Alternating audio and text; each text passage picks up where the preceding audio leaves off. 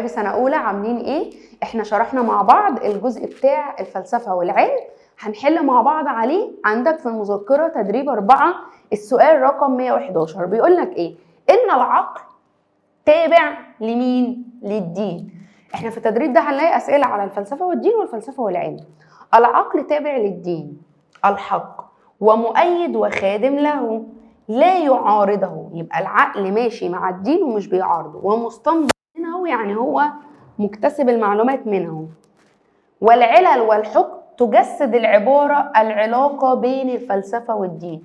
بيقول لك هنا العلاقة بين الفلسفة والدين علاقة ايه؟ احنا عارفين ان العلاقة بين الفلسفة والدين اما علاقة اتفاق او علاقة تكامل او علاقة توافق. طب نبص في الاختيارات. اول حاجة علاقة توافق، تمام. تاني حاجة تناقض يعني عكس بعض، ما تنفعش. تعارض، هل الاتنين بيعارضوا بعض؟ برضو لا. تضاد يعني الاتنين مختلفين عن بعض، لا. فطبعا الفلسفة والدين مرتبطين ببعض لان العلاقة اللي ما بينهم علاقة توافق. يبقى السؤال رقم 111 الاجابة الف. طيب السؤال التاني، يهتم علماء الفلك بدراسة حركة الكواكب. يبقى أنا عندي علماء الفلك بيدرسوا أول حاجة حركة الكواكب والنجوم ودراسة تغيرات الطقس والتغيرات الجوية. تلخص العبارة العلم من حيث إيه؟ دلوقتي هو بيقولك إيه الحاجات اللي بيدرسها العلم؟ إيه الحاجات؟ يعني الفكرة اللي بتكلم عنها، وأنا قلت لك إن الفكرة اللي بنتكلم عنها هي موضوع العلم. طيب 113 فلسفة أفلاطون نمت جو علمي، فنظرية المثل ليست إلا منهجا استدلاليا رياضيا، حيث اعتبر الرياضيات معرفة تقربنا من عالم المثل. طيب عالم المثل دي فلسفة، وطبعا الرياضة علم. فهو هنا بيقول لك الفلسفة والعلم نوع الارتباط اللي ما بينهم ايه؟ بص معايا في الاختيارات. ألف بيقول لك تناقض يعني عكس بعض، هم عكس بعض؟ لا.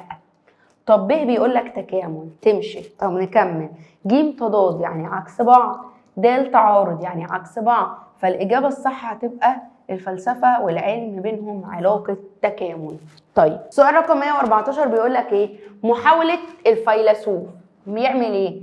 أن يشرح طبيعة الإنسان، والله العظيم الإنسان ده أصله كلب، في تكوينه وتفكيره وسلوكه وغايته. يعبر ذلك عن الفلسفة من حيث ايه؟ بيقول لك ان احنا بندرس الانسان. طب انا هدرس الانسان عن طريق يعني ايه؟ اداة، طريقة. طب انا قلت لك الطريقة اللي هي ايه؟ المنهج. ف 114 منهج. 115 تقول الدكتورة يمنى طريف الخولي كانت الفلسفة قديما الأم التي تطوي جناحيها على سائر العلوم. فهنا بيقول لك إن الفلسفة كانت أم العلوم، يعني الفلسفة هي اللي كانت مسيطرة على العلم. طيب فهنا علاقة الفلسفة بالعلم: ألف تكامل، ب تنافس، ج تناقض، د تضاد. طبعا كل دول نفس المعنى، فهتبقى العلاقة ما بينهم علاقة تكامل. 116 صراع ظاهرة الصفائح التكتلية، فالعالم المتخصص هنا سيبحث عن المسببات الرئيسية. كلمة مسببات يعني علل لهذه الظاهرة. تشير العبارة السابقة إلى إيه؟ إحنا قلنا إن العلل يعني الأسباب. طيب العلل أسباب، فالأسباب اللي هي الغاية.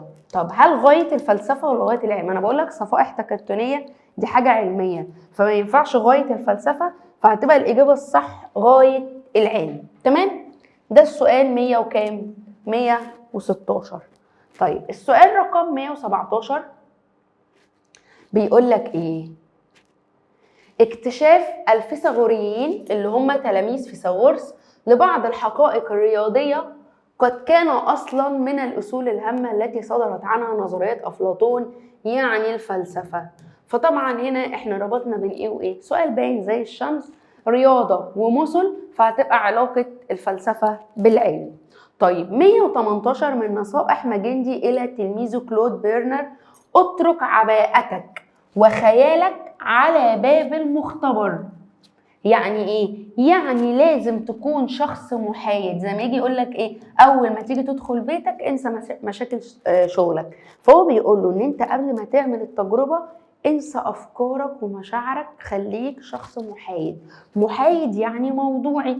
طب مين اللي موضوعي، العلم ولا الفلسفة؟ طبعا هتبقى الاجابة موضوعية العلم. تمام. طيب 119 بيقول لك ايه؟ تعتمد الفلسفة في دراستها لمشكلة الخير والشر على المنهج الايه؟ طبعا احنا عارفين ان الاسلوب الفلسفي اسلوب عقلي. طيب عقلي، تأملي، تحليلي. بص معايا كده، تجريبي. الفلسفة تجريبية؟ لا. الفلسفة وصفية؟ لا. الفلسفة تاريخية؟ لا. الفلسفة مالها؟ تأملية. تمام. 120 ان اكثر اعداء الانسان هو الجهل والخرافة، فالدين الإسلامي جاء متوافقا مع الواقع ومتوافق مع العقل، وهناك فرق بين الجاهلية والإسلام، يعبر ذلك عن الدين في إيه؟ طيب في ناس هتقولي الغاية. لأ، هو هنا بيقولك استخدام العقل. احنا قلنا إن المفكر الديني يستخدم العقل والمنطق في الفهم والتفسير. طب الحتة دي قلناها فين؟ ميس كانت موجودة في الجدول على الشمال في آخر حتة في المنهج. يبقى هنا مين؟ المنهج. طيب 121 تحاول الوصول إلى أحكام شاملة واضحة زي الشمس.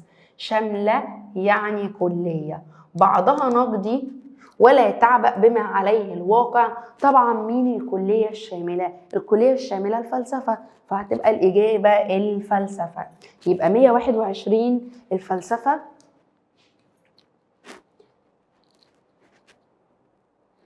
122 بيقول لي إيه؟ غاية الفيلسوف من دراسة نمو النباتات هو الوصول للعلل الإيه؟ طيب هتقولي غاية الفيلسوف، ميس نمو النباتات ده علم، ماشي، بس هو بيقولك مين؟ فيلسوف. يعني أنا هتكلم عن غاية الفلسفة. طب نبص في الاختيارات وبعدين نكرر. ألف علل بعيدة دي غاية الفلسفة، ب علل قريبة غاية العلم، ج أسباب مباشرة غاية العلم، د علل مباشرة غاية العلم. طب أنا بقول لك غاية الفيلسوف يعني غاية الفلسفة. غاية الفلسفة تبقى علل بعيدة. 23 دراسة تأثير الحرارة على تمدد المعادن. طب قبل ما أقرر في سؤال زي ده، هل فلسفة ولا علم؟ تمدد المعادن طبعا علم. طب مين علم؟ بص معايا كده، ملاحظة وتجربة، ده علم. الوصف ممكن يكون علم وممكن يكون فلسفة، لأن من مهام رجل العلم الوصف والتفسير والتنبؤ. طيب التأمل فلسفة، استخدام العقل فلسفة. طب مين اللي تمشي أكتر؟ طبعا العلم تجريبي، فهتبقى الإجابة الملاحظة والتجربة. ف 123 ألف. 124 دراسة الأزمنة الجيولوجية وطبقات الأرض وخصائصها. طبعا الأزمنة الجيولوجية دي حاجات علمية، فده هيبقى إيه؟ موضوع العلم. تمام؟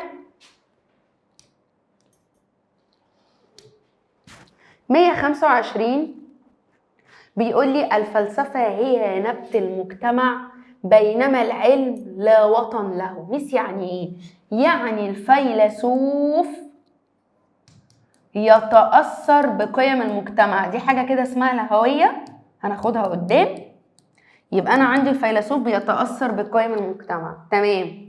لكن العلم ما بيتأثرش، يعني العلم محايد. محايد يعني ثابت، وثابت يعني موضوعي. طب هل المجتمع ثابت ولا متغير؟ متغير، فمتغير يعني نسبي، ونسبي يعني ايه؟ يعني ذاتي. يبقى انا كده وصلت لحاجه، وصلت للذاتيه والايه؟ والموضوعيه. طب فين الذاتيه والموضوعيه؟ هتبقى الاجابه ج. يبقى 125 ج. طيب 126 بيقول لي ايه؟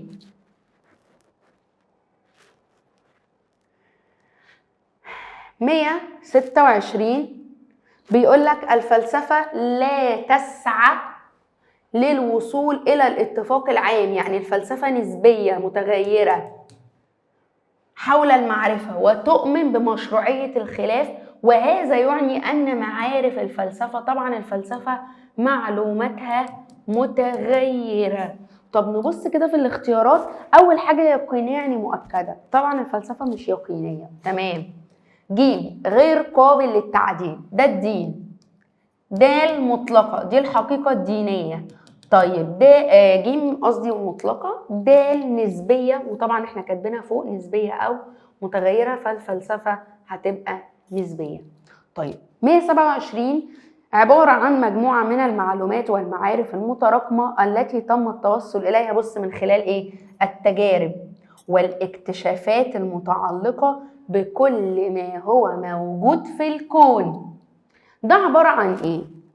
طبعا تجارب يعني علم، وعن طريق يعني طريقة، والطريقة اللي هي منهج، فهيبقى منهج العلم. فين منهج العلم عندي؟ اهي. فانت تحلل السؤال الاول في دماغك، وبعد ما تحلله بص على الاختيارات، لو مطابقة اهلا وسهلا، مش مطابقة نغير طريقة تفكيرنا.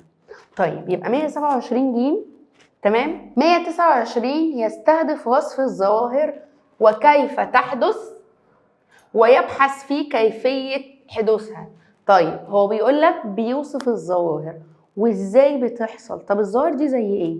زي مثلا سقوط الامطار، الزلازل، البراكين. فطبعا مين اللي بيعمل كده؟ العلم. طب انا ليه ما اخترتش الفلسفه؟ لو انا جيت قلت لك اسباب رئيسيه، تاملات، حاجه عميقه، تبقى فلسفه. طب انا ما قلتش عمق، هقعد بقى ازيد واقول فلسفه عشان ماده اسمها فلسفه؟ مش شرط.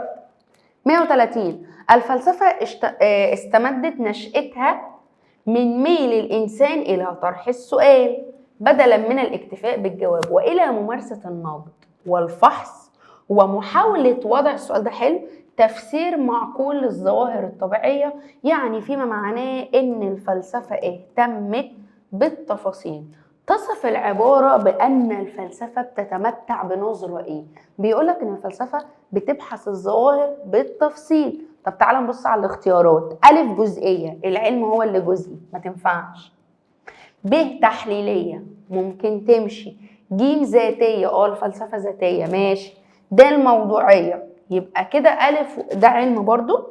فأنا بين مين؟ ب وج، مين اللي تنفع؟ لو أنا قلت لك إن المعلومات بتتغير تختار لي الذاتية. أنا بقول لك عمق، عمق يعني تفاصيل، والتفاصيل يعني التحليل. ف 130 هتبقى إن الفلسفة منهج تحليلي. طيب 131 بيقول لك ايه؟ من اقوال ديكارت ان اختلاف، كلمة اختلاف يعني نسبية. اختلاف ايه بقى؟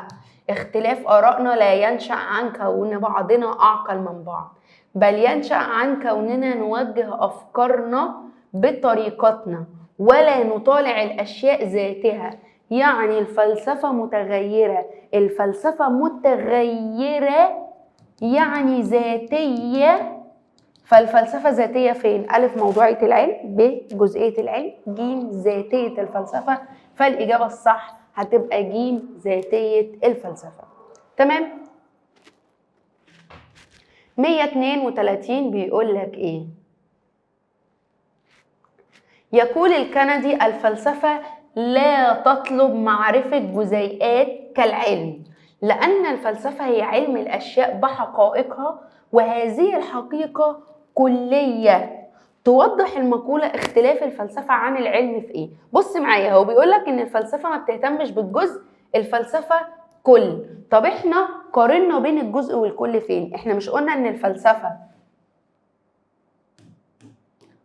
كلي معنوي مجرد، وقلنا ان العلم جزئي مادي حسي. طب كلي معنوي مجرد، جزئي مادي حسي، دي كانت المقارنة بين الفلسفة والعلم من حيث الايه؟ الموضوع. فالموضوع هتبقى ألف. ف 132 ألف. 33 يقول راسل أن المعرفة الفلسفية لا تختلف عن المعرفة العلمية. ليه؟ فليس هناك من ينبوع تختلف منه الفلسفة ولا يختلف منه العلم. يعني الفلسفة هي الأساس، الفلسفة هي الطب، والباقي كده يعني المهم يعني. ولا يختلف منه العلم. نستنتج من المقولة إن الفلسفة هي مصدر الأشياء. طب بص كده الكلام، نستنتج من المقولة اشتراك الفلسفة والعلم في إيه؟ ألف الوصول إلى الأسباب المباشرة، ده علم بس، إحنا عايزين حاجة مشتركة ما بينهم هما الاتنين. ب ادراك كل شامل، فلسفه بس ما تنفعش. طب ج الكشف عن حقائق الوجود اللي هي الفلسفه والموجودات اللي هو العلم، طب ممكن. طب د تعميق الايمان بخالق الوجود، ده دين. فمين الانسب؟ هتبقى ج لان هي بتربط بين الفلسفه والعلم. طب اللي بعده بص كده، رقم 134 بيقول لك ايه؟ العالم عليه ان يتخلى عن اهوائه، يعني لازم يكون محايد عندما يدخل إلى معمله تماما كما يخلع معطفه، وعليه أن يستعيد ثانية عندما يغادر. فيما معناه يعني خلاصة لك إن أنت لازم تكون محايد. الحيادية اللي هي إيه؟ الموضوعية. طيب 35 العلماء يتخذون من الذرة مجال، ركز في كلمة مجال دي، لمعرفة أسرارها. يصف ذلك العلم من حيث إيه؟ المجال يعني الحاجة اللي بتكلم عنها، فالمجال اللي هو مين؟ الموضوع. 135 هتبقى الإجابة الموضوع. طيب 136 السؤال بيقول لك إيه؟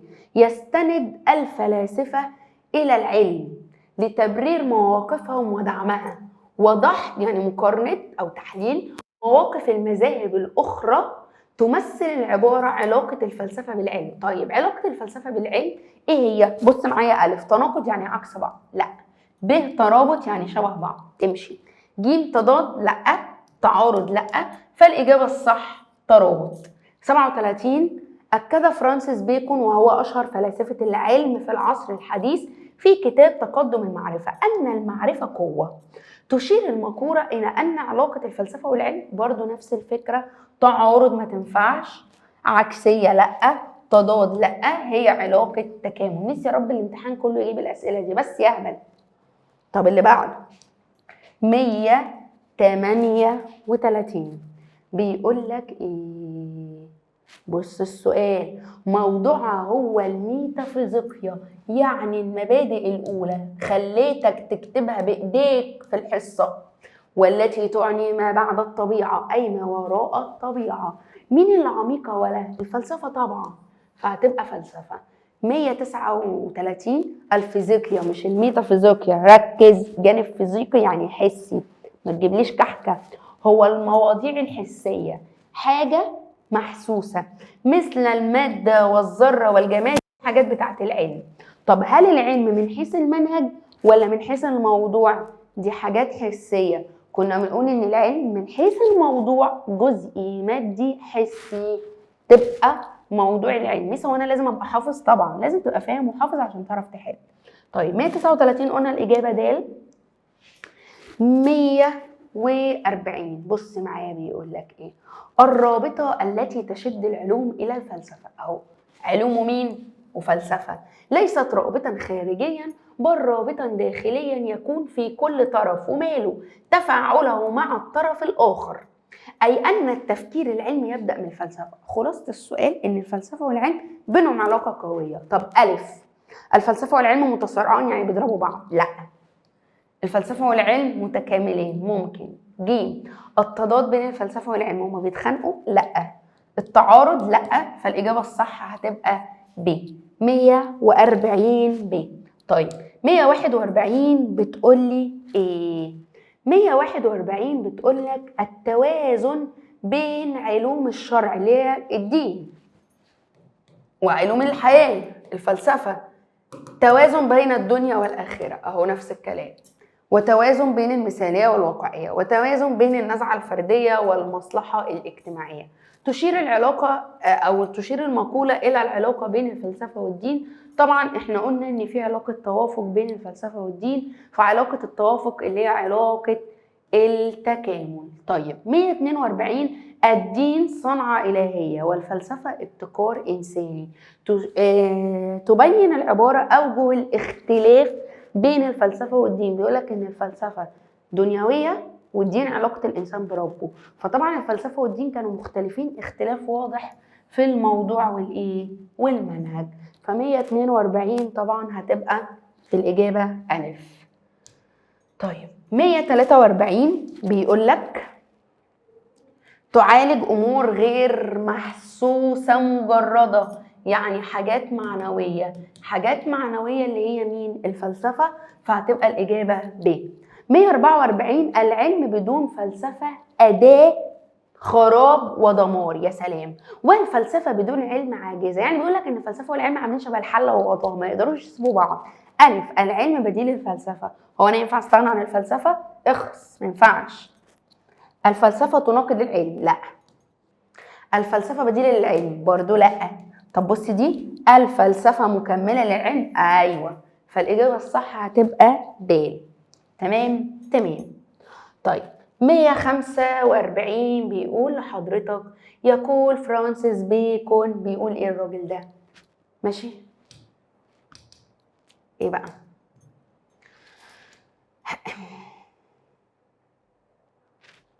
خلاص يا عسل. 145 يقول فرانسيس بيكون أن قليلا من الفلسفة يجعل الإنسان يميل للإلحاد. يا ساتر يا رب. أما التعمق هيخليك تلحد أكتر، والتبحر إليها فيجعلان عقل الإنسان يميل إلى الدين. وماله؟ طبعا باينة زي الشمس، إلحاد ودين، يبقى علاقة الفلسفة والدين. 146 عند دراسة الفيلسوف لموضوع معين تكون نظريته. طيب فيلسوف، وجهة نظر الفيلسوف بتكون ايه؟ موضوعية؟ لا، لان موضوعية اللي هو الدين.